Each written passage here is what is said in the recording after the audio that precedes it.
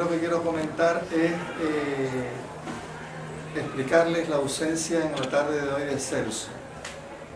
Ha tenido la noticia del fallecimiento de un familiar y el consiguiente encargo de celebrar una misa en Moria. Y no pidieron permiso para morirse y el entierro es hoy y la misa es hoy. Con lo cual me tocó decir algunas pequeñas o algunas palabras sobre el invitado de hoy, Alexander. Muchos lo conocen, otros a lo mejor no tanto. Maestro Zen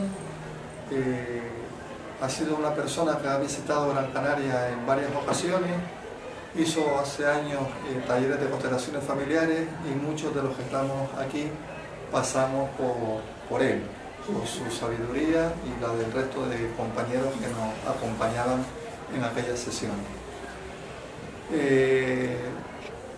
Con relativa frecuencia visita la isla y en esta ocasión pues volvemos a tener... Avisa por detrás para que la subo. Gracias por la invitación y por poder estar aquí. Estoy muy contento de ver muchas personas conocidas. Estoy 4 días de vacaciones con mis hijas aquí en la isla y aprovechando la situación, Celso me invitó a hacer una charla. Y como tenemos el día de la ceniza, con lo cual el título de la charla es aproximado a lo de la ceniza, es decir, el conflicto, la crisis y la catástrofe y todo esto visto desde el punto del Zen. Podemos ya mirar con la crisis porque me acabaron de mandar un chiste desde Polonia. Hoy es día miércoles de ceniza, pero a la vez es el día de enamorados, ¿no? Sí. 14. Entonces pregunta un chico al otro, ¿qué día es hoy? Y te dice otro, ¿estás casado o tienes una amante? Estoy casado, pues de ceniza.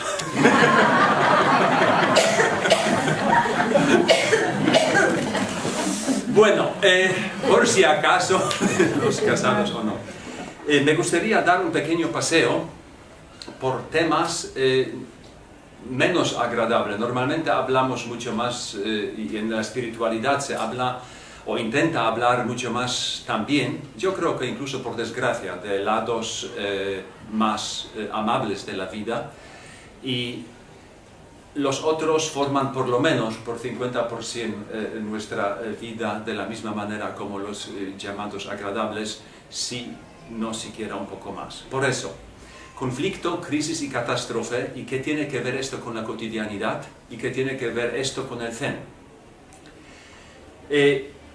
Las palabras están puestas no por casualidad, porque creo que hay diferencia entre conflicto, entre crisis y entre catástrofe. Y ahora lo voy un poco a dibujar, no son unas definiciones dogmáticas, sino ciertos dibujos, para que os dais cuenta por dónde se puede por lo menos ver y percibir ciertas maneras de organizarnos en la cotidianidad y por qué es tan difícil, o de vez en cuando podría ser fácil, pero a lo mejor por no verlo o por enfocar incluso el ejercicio llamado Zen de una manera más expectativa que relacionada con lo que hay, seguimos sufriendo bastante. Entonces, ¿qué es el conflicto? Conflicto puede ser una situación donde choca la situación, la persona, no tanto conmigo, sino con lo que yo creo o pienso que debería haber. Es decir, el conflicto sucede siempre y cuando hay un choque. Como normalmente este tipo de choques ocurren frecuentemente, podemos mantener y manejar varios conflictos en el aire durante el día o durante nuestra temporada. Tengo conflicto con mi suegra o con alguna persona del trabajo. En varios sitios puedo mantener o tener o vivir dentro de un conflicto, lo que no es agradable, pero interesantemente puede ser que no suele ser todavía amenazante. De vez en cuando algún conflicto se soluciona, de vez en cuando conocemos que hay conflictos que duran años y parecen que no pueden solucionarse. Entonces, otra vez, conflicto no es amenazante, porque probablemente se vincula al choque entre lo que yo creo que debería o podría haber y entre lo que hay de verdad. Sea esto un hecho, una opinión o otro tipo de percepción de la realidad por otra persona, da completamente igual.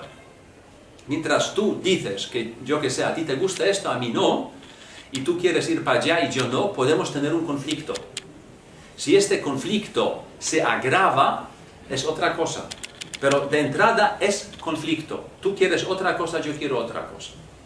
Y ahora, mientras tú mantienes tu opinión y yo la mía, siempre en una situación parecida puede haber o nacer lo que yo llamo conflicto.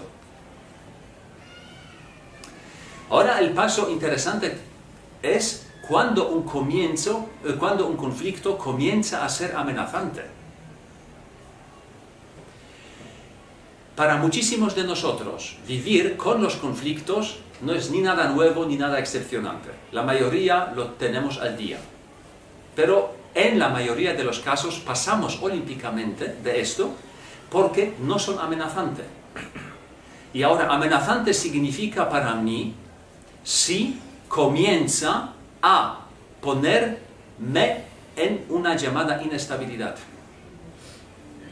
Es decir, en el momento cuando yo comienzo no solo a sentirme de una manera, no me gusta, sino comienzo a sentirme inestable, entonces el conflicto ya no tiene tanta gracia. ¿Qué significa sentirse estable? Sentirse estable es ya un tema un poco más ancho. Primero, el yo no es nada estático. El yo es un es un temporal proceso que llamamos la vida en este sentido. Es decir, mientras yo puedo mantener una idea de mí mismo, soy yo. Si no la puedo mantener, dejo de ser un yo. Es decir, cuando hemos dicho yo he nacido y ahora viene la fecha cuando he salido del vientre de mi madre, entonces es difícil decir que yo he nacido en este momento. En este momento no hubo un yo.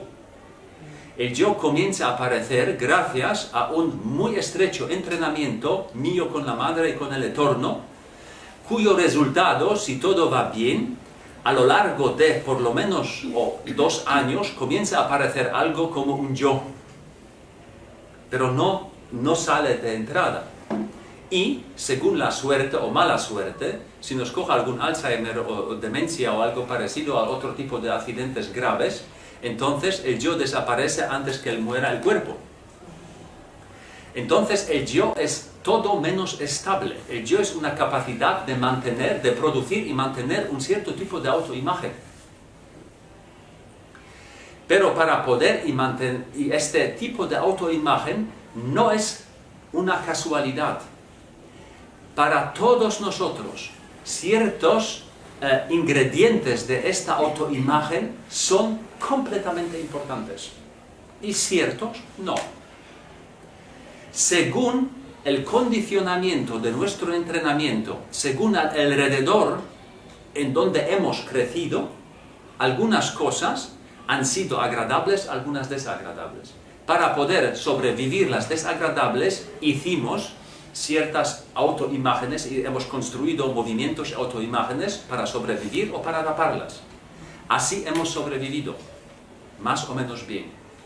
Y si ahora alguien me viene dentro de un llamado conflicto poniendo el dedo junto allí donde yo tengo la clave de mi sobrevivencia a la hora de sentirme un yo estable, entonces el conflicto se puede convertir en algo mucho más peor.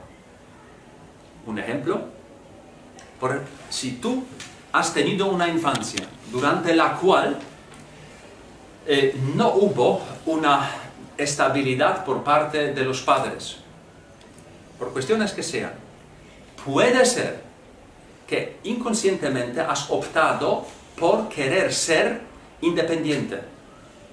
Con lo cual, toda tu vida lo más importante sería ser independiente, sabiendo inconscientemente en el fondo que la dependencia fue fatal, porque la hubo, y dentro de la dependencia no hubo lo que has necesitado.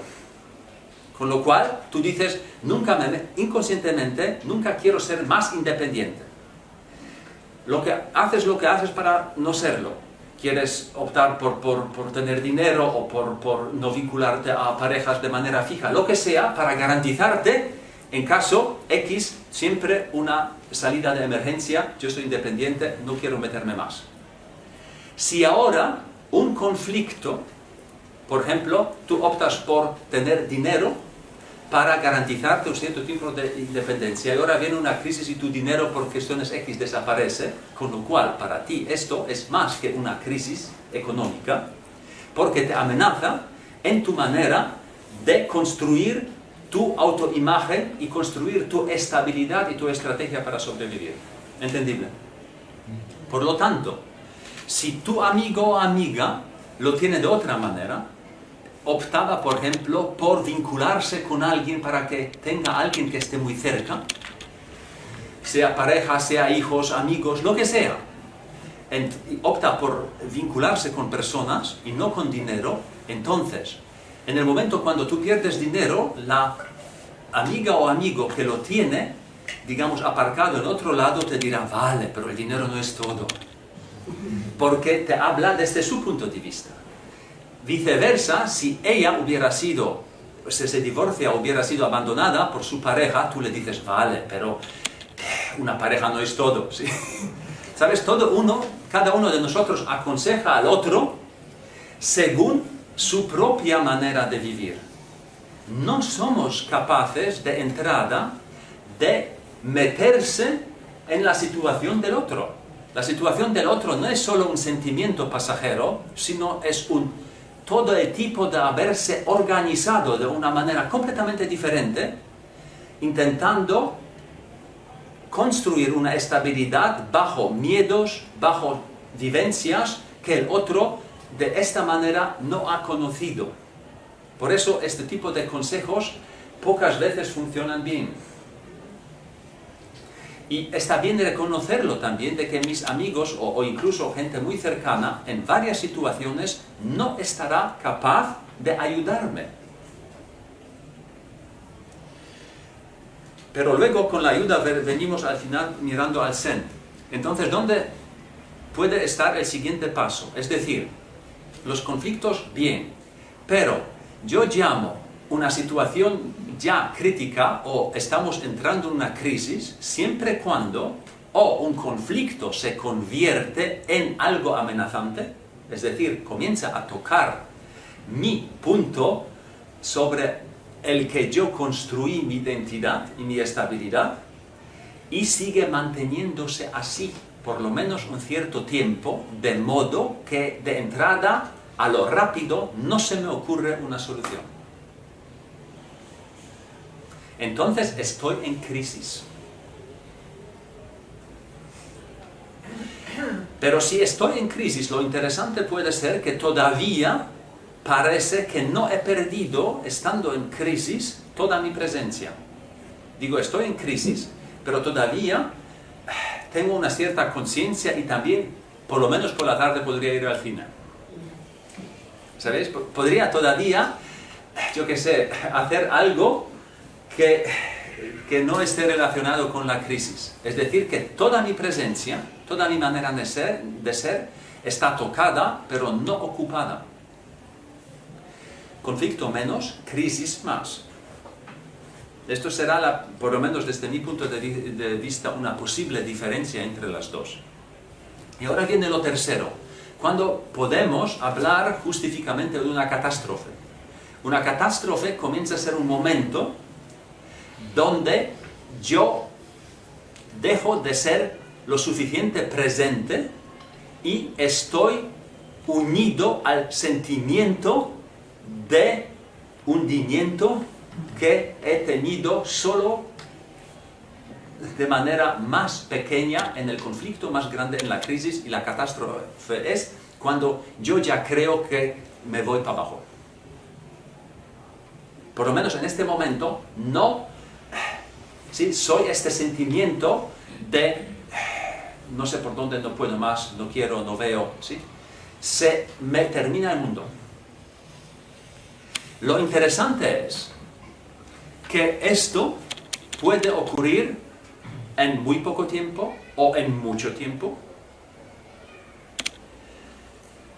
según las circunstancias. Es decir, yo puedo tener hoy un conflicto, mañana la crisis y el fin de semana la catástrofe. Imagínate, te llama alguien del banco y te dice, su hipoteca sube, yo que sé, por modo X, porque la zona donde tiene el piso se revalorizó y ha bajado mucho. No sé, fue hace 5 o 6 años en España, en muchos casos así, por ejemplo. ¿Sí? Y tú dices, vale, entonces puedo vender a lo mejor esto y lo otro, y de pronto te das cuenta que los otros son de la misma manera, con lo cual ya puedes estar de pronto en la crisis, no solo por las circunstancias, sino también porque para ti la cantidad de pisos ha sido la solución y salvación para ir hacia una riqueza que te garantice estabilidad hacia el fin de tus días. Y si te lo siguen diciendo, de pronto, no tanto pierdes, digamos, la presencia y ya no miras qué podemos hacer en esta situación, sino tú pierdes la presencia en el momento cuando tienes la sensación que te hundes. Y no te hundes realmente, sino te hundes porque te ahogas en el sentimiento antiguísimo de que no puedes salir de lo amenazante que es la situación. Y esta situación ya para ti comienza a ser una catástrofe, y esta dura un tiempo mucho más largo. El cuerpo reacciona así, no ves salida. Y no solo a nivel práctico operativo, sino no ves salida a nivel emocional. Dejas de ser lo que has sido hasta ahora y no ves una salida. Con lo cual la presencia y el miedo y la inestabilidad es lo mismo. Es decir, sí, la inestabilidad tiene el tamaño de la presencia, se come la presencia. Y aunque tienes una buena pareja, tienes hijos maravillosos, eres sano y el día es soleado y vives en un piso muy bonito, no ves nada de esto. Sí, la catástrofe te quita toda la presencia y te ocupa de tal modo que todas las cosas positivas, digamos así, o agradables, que también forman parte de tu cotidianidad, no te alcanzan.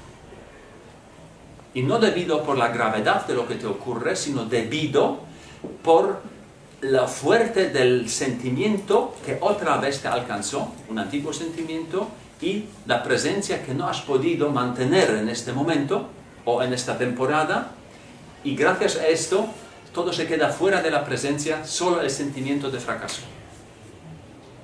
Y esto yo llamo catástrofe. Por eso el conflicto, la crisis y el catástrofe no son cosas objetivas. No se puede hablar de la catástrofe en sí mismo. Según la identidad y según la construcción de la identidad de una familia, de una persona suelta, de un individuo, de una familia, de un colectivo. Pero no en sí mismo, porque lo que para un colectivo es malo, para otro no lo es. Lo que para una familia es tabú, para otra no lo es. Lo que para un individuo es éxito, para otro no lo es. Por eso, teniéndolo así en cuenta, hablando de todo esto, queremos o no, volvemos a enfrentarnos todo el tiempo con nosotros mismos. Es decir, cualquier momento cuando hablamos del conflicto, de la crisis o de la catástrofe, son realmente, de manera muy visible, muy concreta, espejos de cómo nosotros construimos nuestra identidad intentando fijarla. Intentar fijarla significa, por un lado, nos hubiera gustado mucho agarrarnos a algo y tener algo fijo, según las circunstancias. Puede ser pareja, puede ser dinero, puede ser lo que sea, pero de todo esto, algo fijo. Lo loco es que no existe nada fijo. Por eso, al sentirlo, la mayoría de nosotros tiene planes para el futuro. Planes para el futuro es la mejor manera de huir hacia para adelante, pero ni siquiera realmente, pero por lo menos en el coco, de huir hacia para adelante, hacia una meta de la que esperamos, al conseguirla, que por fin estaremos tranquilos. Tranquilos significa estables. Sea esto un trabajo, un dinero, salud, pareja, cambio de sitio, lo que sea para cada uno, pero si miráis bien, la mayoría de los proyectos que tenemos tiene una valorización. Son proyectos, algunos son proyectos buenos, lo puedo tener pero no es necesario. Pero no te engañes a ti mismo porque intuyes muy bien cuáles de los proyectos no pueden fallar. Y si somos muy inteligentes a la hora del autoengaño, entonces tenemos proyectos inalcanzables. Porque al final lo que solo nos mantiene no es la realidad, sino la esperanza. Es una locura, pero así se construyen religiones incluso. Las religiones no se construyen por encima de un hecho, sino por encima de algo que es inalcanzable, de tal modo que vivimos solo gracias a creérselo, no a vivirlo aquí y ahora. Es una locura si lo miramos desde este punto de vista. Porque a lo largo de siglos, la mayoría de la gente, más o menos, que llegó por lo menos a pensar un poco, se dio bastante rápido cuenta del hecho de que con todo ese tipo de expectativas no vamos a llegar a ningún sitio. Bastante algunas horas de la vida en la cotidianidad para darse cuenta de que esto será siempre así. Un día así, otro así. Pero nunca habrá algo que esté constantemente bien. Tampoco hay algo que esté constantemente mal. Simplemente porque no existe la constancia. Todo aparece y reaparece constantemente, pero no hay nada que existe constantemente. Entonces, sabiamente o inteligentemente, mejor dicho, varias de las llamadas religiones, igual donde, muy rápido han trasladado su meta en el más allá y el después de la muerte. Por lo menos no se puede comprobar si funcionará.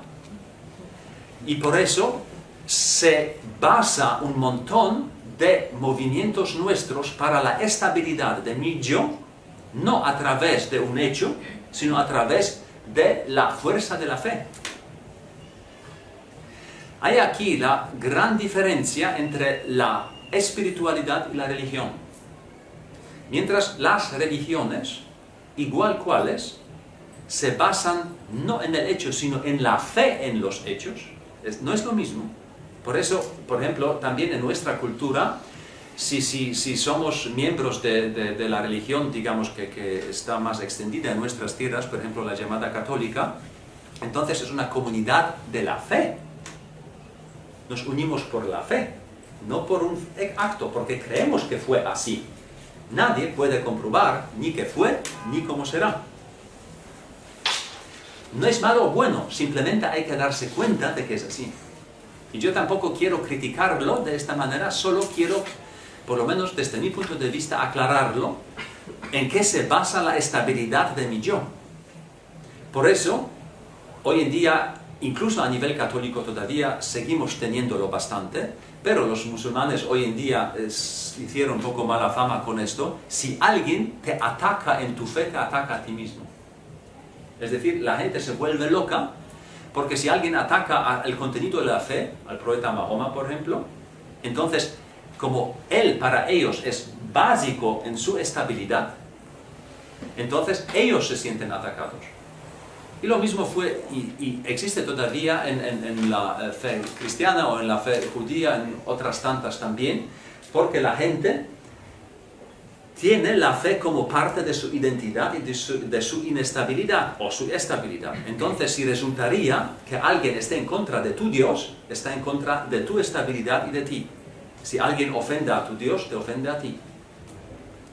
En la vida cotidiana de hoy, si alguien no tiene la fe en algún Dios, pero tiene la fe en lo que sabe hacer, y yo que sé, es un gerente o un hombre de negocio, o es un científico o se considera una persona muy inteligente y dotada, y resulta o alguien le dice, eres un idiota o un torpe, entonces se siente amenazado. Porque le pillas en lo que forma base de su estabilidad. Y si esto es la fe, es su dinero, es la creencia en su aspecto físico, en sus capacidades intelectuales, en su puesto de trabajo, da igual, la estructura es la misma. Todo esto se basa en, digamos, en este cierto tipo de la fe. Por eso, queremos o no, hay un cierto peligro también para la llamada espiritualidad, donde consiste, primero, no es la fe. La espiritualidad no es la fe de que habrá un día algo, sino la espiritualidad consiste en ser uno con lo que hay. Y esto no tiene para muchos de nosotros de entrada mucha gracia. Porque la situación es como es y ser uno con lo que hay suena bien si el ambiente es agradable. Pero la gracia se termina en el momento cuando la situación deja de ser agradable. Entonces, cuando somos personas religiosas, podemos rezar, podemos preguntarnos o a Dios, a supuesta divinidad, porque yo, porque a mí, porque lo que sea, o pedir que haya algún tipo de cambio. Pero ¿qué haces en la espiritualidad? Interesantemente, muchas personas también en la espiritualidad, si le ocurre algo con lo que no contaban, comienzan a preguntarse, ¿por qué me ocurre a mí? Lo mismo. Pero ahora se autocastigan más a sí mismos. Bueno, pero yo medito, yo no como carne, yo no bebo, yo qué sé, vivo una vida sana, practico yoga, ¿y por qué a mí?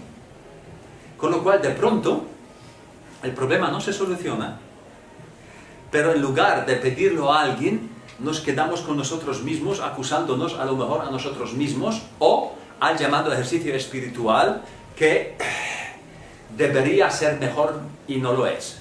Debería haberme evitado el cáncer o algún tipo de catástrofe y no lo hizo. Entonces, como veis, el concepto de la espiritualidad muchas veces también es bastante infantil que tenemos. Infantil, es decir, está compuesto y se basa por encima de un desprecio de lo que hay, creyendo, otra vez la fe, porque se basa muchas veces la espiritualidad también, por lo menos en la expectativa, con lo cual en la esperanza de que gracias al ejercicio un día seré mejor. Y muchos de nosotros meditan para un día ser más tranquilo, para un día llegar a la iluminación, para un día despertar. Con lo cual, queremos o no, con ciertos cambios, pero en el fondo la estructura queda muchas veces la misma. Y lo mismo significa que seguimos en la misma postura de todavía no, eso no, pero un día a lo mejor, según lo que haré, según las circunstancias. Y este comportamiento lo tenemos en casi todos los ámbitos, mundiales, laborales, religiosos y por eso en espirituales también. Es decir, el ejercicio, por ejemplo el sasen, se convierte en un vehículo que nos puede llevar un día a mejorar las cosas, pero como somos novatos, a lo mejor todavía no, o por eso no, porque yo solo medito 2 horas a la semana y más tiempo no tengo, por eso tengo resultados lo que tengo. Es decir, que el pensamiento queda el mismo.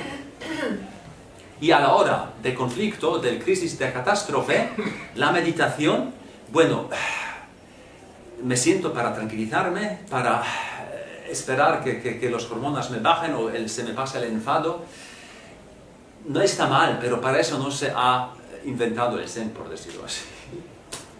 Entonces, ¿qué vínculo hay entre la llamada cotidianidad vista desde la perspectiva conflicto, crisis, catástrofe y el Zen.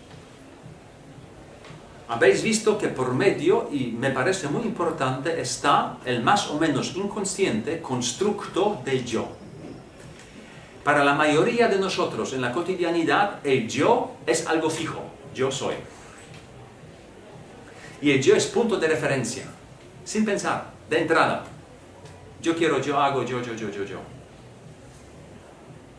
Con lo cual, no pensamos más, sino ya estamos en el segundo paso, cómo hay que comportarse para que este yo se siente mejor. Con lo cual tenemos una identificación, por lo menos con algunos sentimientos. Es decir, miramos lo que me pasa por la cabeza, con ciertos pensamientos, y miramos lo que sucede en el llamado alrededor. No solo lo miramos, sino lo sentimos, y los sentimientos vienen, o ahora sí, agradable, lo quiero, quédate, sí. O no, todavía, no me gusta, pero para ti. Debe haber un sentimiento agradable, y si lo tienes, dices, esto será. ¿Por qué? Porque si ya, mientras piensas, tienes un sentimiento agradable, crees inmediatamente que cuando esto sería realidad, el sentimiento sería más agradable todavía por ser la realidad y no solo el pensamiento. Así funciona. Es muy simple, por eso funciona. Es muy simple, pero muy bien entrenado por nosotros y muy rápido. La velocidad de pasar los pensamientos y de emociones por debajo es lo más acostumbrado lo que tenemos y lo que somos. Repasamos, imagínate, tienes un problema X, un conflicto, y repasas rapidísimo con quién vas a hablar sobre este conflicto. Repasas en menos de 2 minutos tus familiares y tus amigos y te quedas con Pepita. ¿Por qué? Porque sabrás que Pepita no te va a contradecir, te dirá, ay sí, te entiendo, qué pena, qué trágico. Porque si hablarías con Juan y Juan te dice, no, a lo mejor tiene razón el otro, no es agradable oírlo. Porque no tiene razón, yo debo tener la razón, con lo cual automáticamente me buscaré a alguien que por lo menos no me contradice. Por eso, a la hora y en el conflicto, en la crisis de buscar soluciones, tengo un ranking de personas. La pareja debe apoyarme, los amigos deberían, los conocidos podrían y el resto no me interesa. Y así más o menos. Con el paso del tiempo no siempre hablo con la pareja porque ella ya es la causante de mayores problemas, con lo cual ya se va de entrada. Me quedan llamados buenos amigos o amigas y algún conocido que puede todavía entrar, ¿sí? Así que hay muchos cambios en este ranking de vez en cuando y según el problema, por supuesto. Y lo manejamos bastante bien, pero el problema probablemente consiste en que hay tantas repeticiones que simplemente mientras solucionamos lo uno ya viene lo otro. Y allí no hay demasiado progreso porque acabas con y tienes todavía, sabes, como en el circo, no sé si habéis visto cuando ellos manejan los platos, ¿no? en los palos, con lo cual tenemos por lo menos 6-7 platitos en palos y estás con ese, ya se te cae y terminas, ¿no? Y así lo mantenemos en el aire todo para por lo menos que no caigan demasiado. Vale. Si podría ser así, y el punto clave no es tanto lo que ocurre exteriormente, sino cómo yo me organizo. Entonces el Zazen tampoco es una manera de manejar las cosas exteriores, sino es la postura que yo puedo coger en medio de lo que pasa. Porque el Zazen no es algo exterior. Zazen no es la influencia sobre lo que hay, sino Zazen es una manera distinta a autoorganizarse de la acostumbrada que solemos ser. Otra vez, la acostumbrada consiste en ser un yo, y el yo es una identidad. Yo soy, punto doble, y ahora viene todo con lo que te identificas y con lo que a ti, según tu historia, es importante. Y ahora viene el Zen y Zazen y te dice, vale, pero este yo es completamente fugitivo. No hay nada dentro. El yo no piensa, sino el yo es resultado de pensar. Mientras piensas, hay un yo. Y no primero hay un yo y luego piensas. Así no funciona. Con lo cual, el yo se debe a un movimiento independiente de sí mismo, del yo. La calidad de pensar viene antes que el yo. Si nuestros madres y padres y nuestra cultura no hubiera pensado y hablado, seríamos animalitos. No podríamos construir un tipo de identidad llamada yo como la manejamos todos hoy en día. Y tampoco, como he dicho antes, no hemos venido como Dios, hemos venido con una capacidad de construirlo, pero si no hubiese interacción y nadie nos hubiera enseñado cómo funciona este yo, podríamos seguir viviendo a nivel bastante instintivo. No malo, pero otro. Entonces, el yo es fugitivo. Como niños y bebés, no hemos tenido el yo y tampoco hemos tenido la capacidad grande de mantener una presencia. No la hemos tenido. Era tremendamente frágil. Lo que ofrece el ejercicio del Zen es una pequeña locura para nosotros porque no ofrece una solución, menos una salvación. Ofrece una mirada y una vivencia más original que pueda haber. Tal vez la más original, la más principal que pueda haber. Quiere decir que el Zen te ofrece que a la hora de sentarse, incluso en medio de tu momento crítico o en medio, sobre todo entre crisis y conflicto, porque si hay catástrofe, estás hormonalmente ya tan exagerado que es difícil sentarse.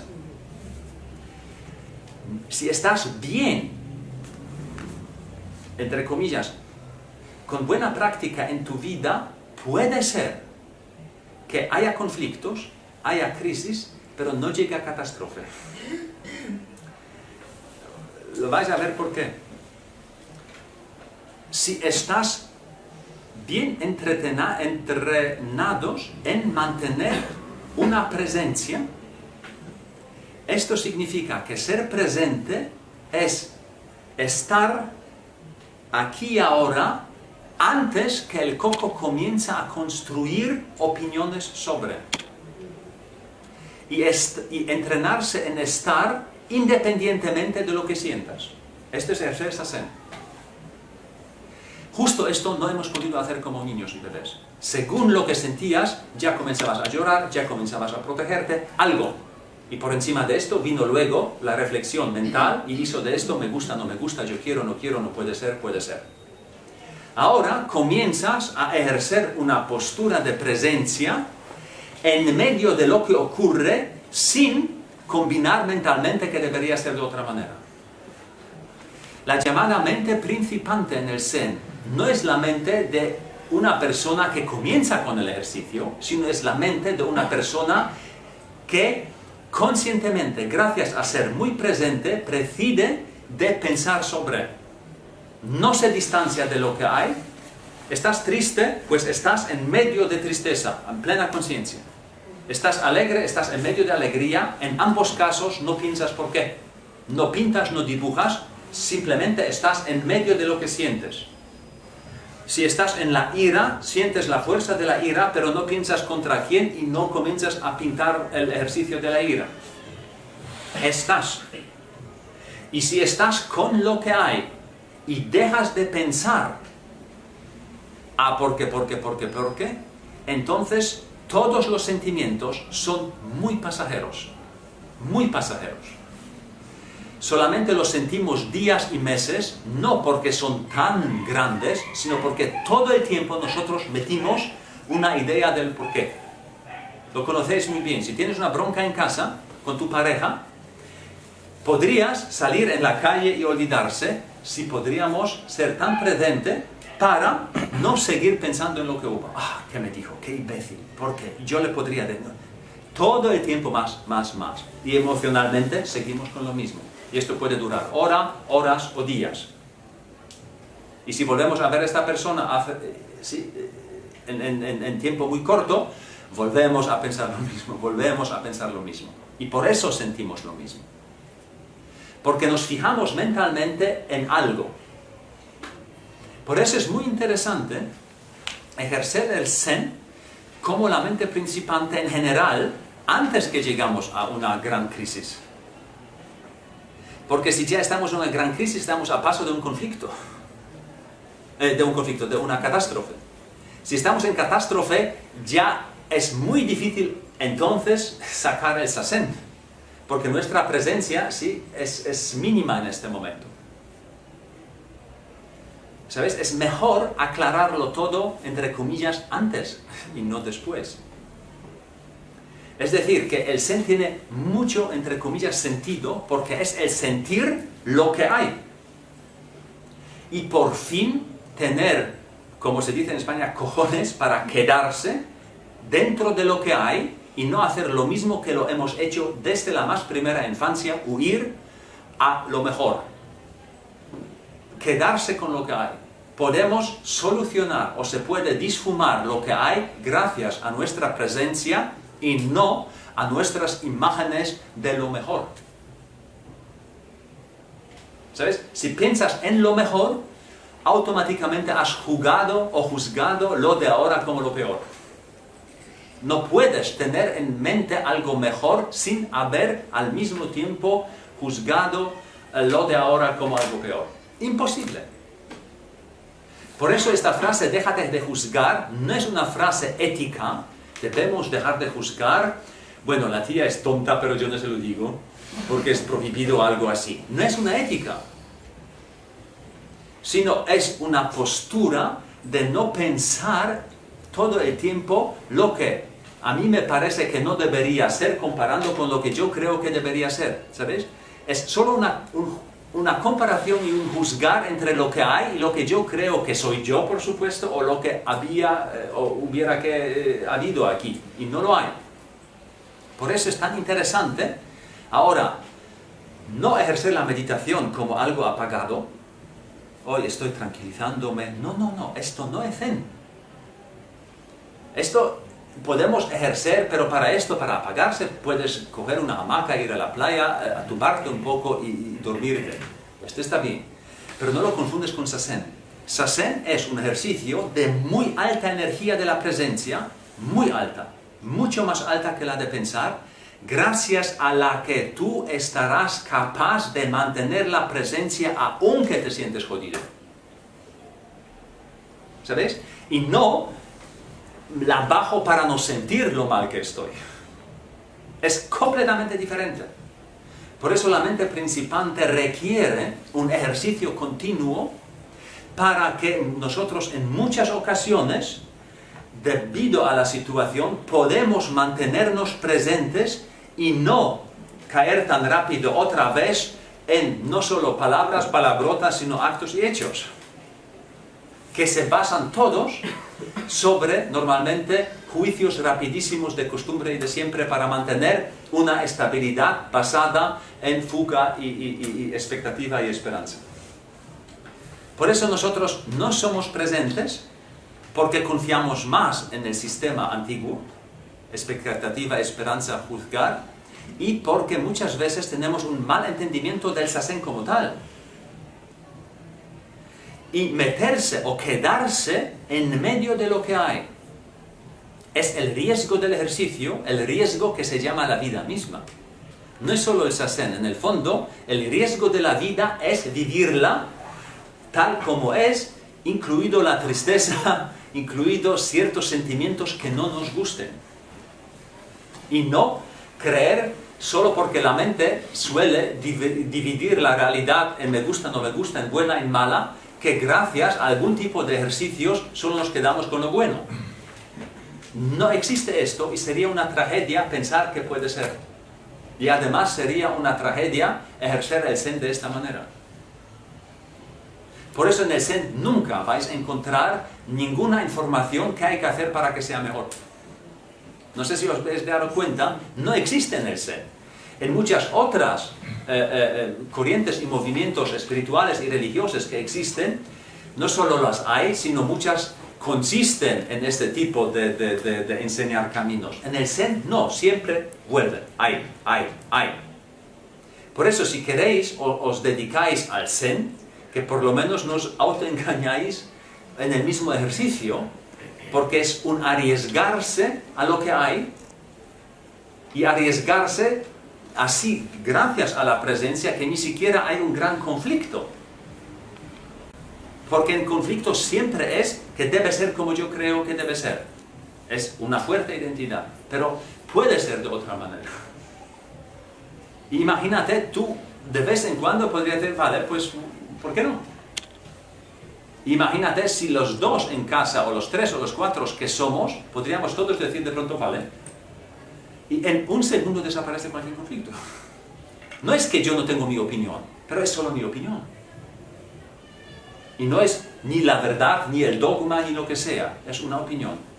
Por eso el despertar en el Zen de entrada no consiste en un viaje astral, sino consiste en darse cuenta de que los pensamientos son pensamientos y de que los sentimientos son sentimientos. No más, pero no menos.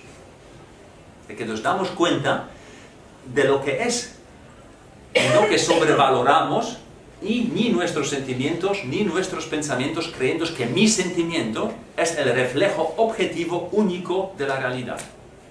Porque no es así. Y nunca ha sido así. Tú estás al lado de una persona, tu amiga está al lado de la misma persona, tú dices, mira qué amable, y dice el otro, no. A mí me gusta, a mí no. Y ya está de objetividad. ¿Sabes? Y creemos que todo lo que siento yo es objetivo. No es objetivo. Y no lo será por mucho que meditamos. Porque no se trata de la objetividad, sino darse cuenta de que es limitado, por eso no merece la pena tantas veces construir nuestra identidad, nuestra opinión y muchos proyectos de la vida por encima de algo que es tan relativo. Sería más fácil aprender a ser más flexible según las circunstancias y no luchar por yo, mío, para mí y verdadero, y recto y correcto. Por eso el Zen así puede entender la llamada mente principante. Es decir, que ejercemos el Zazen con una energía muy fuerte de la presencia, no de relajamiento. Lo que no significa que estoy en el Zazen muy, ¿cómo se llama? Muy tenso. No, pero estoy plenamente vivo y plenamente presente. Esto es la sentada. Estoy relajado en el sentido de que no, porque no lucho contra y no quiero conseguir algo, con lo cual no es una tensión contra o para, sino es una tensión vital de yo estoy aquí. Es ni relajamiento ni tensión, es una presencia, es un momento incorporado, completamente como yo estoy aquí. Y si hay tristeza, si hay sonrisa, según lo que hay. Ejerciéndonos en esto, puede ser que luego, según la circunstancia, cuando hay tristeza y hay lo uno, hay lo otro, puede ser que nuestras reacciones, gracias a estos ejercicios, no serán tan exageradas, ni en dirección, estoy en el séptimo cielo, ni estoy en el infierno. ¿Sabes? Porque ni lo uno, ni lo otro es del todo verdadero. Podemos de pronto comenzar a sentir y percibir sutilezas y tener sentimientos que no son solo reacciones a nuestros planes eternos de salvarnos, sino son sutilezas y reacciones a lo que hay. Y este tipo de reacciones a lo que hay no necesitan ser valorizados o juzgados o comparados, porque todo en sí mismo tiene su valor. Y no es que la tristeza es peor que la alegría. En muchas circunstancias, si no hay tristeza, sería raro. Y si nosotros, imagínate la vida sin la tristeza o sin el llanto, y tú todo el día sonriendo, después de 3 días la familia te echa de casa, no te soportan. Es imposible de que tú siempre con las brillas así, y que, ¿sabes?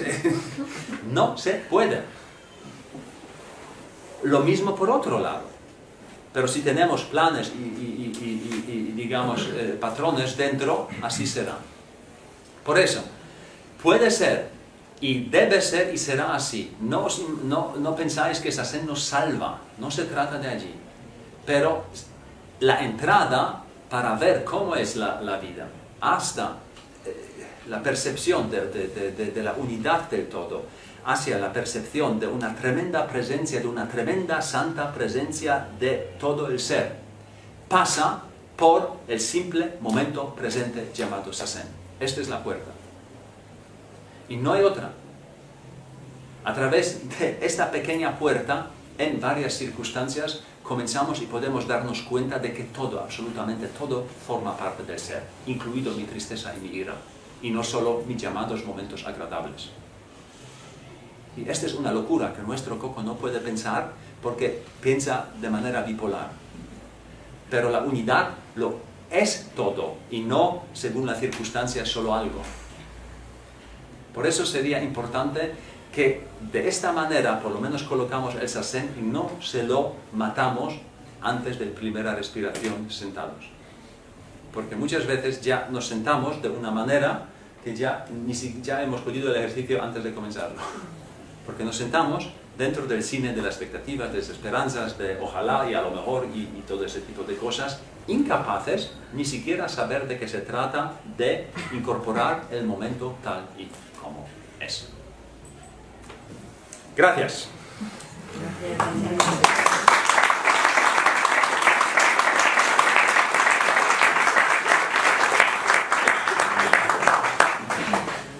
Bueno, si se os ocurre una pregunta.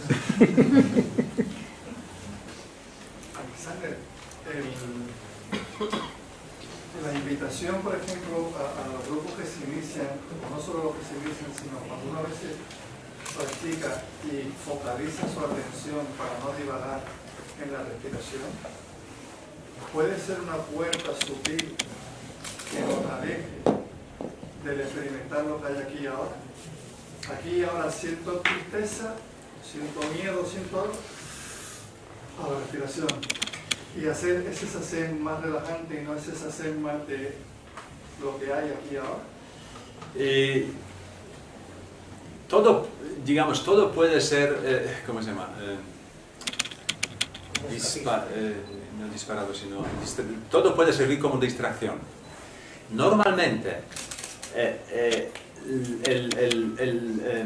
ser atento a la respiración es para que no comenzamos lo que dura 2-3 segundos por lo menos, pero para que no estamos en el pensamiento todo el tiempo. Con lo cual, si tú sientes una tristeza y te quedarías más en la respiración, entonces seguirías sintiendo más la tristeza normalmente. Difícilmente es un método para huir de lo que sientes. De lo que piensas, sí, pero menos de lo que sientes. Pero con el paso del tiempo, lo interesante es que si te quedarías en la respiración, los sentimientos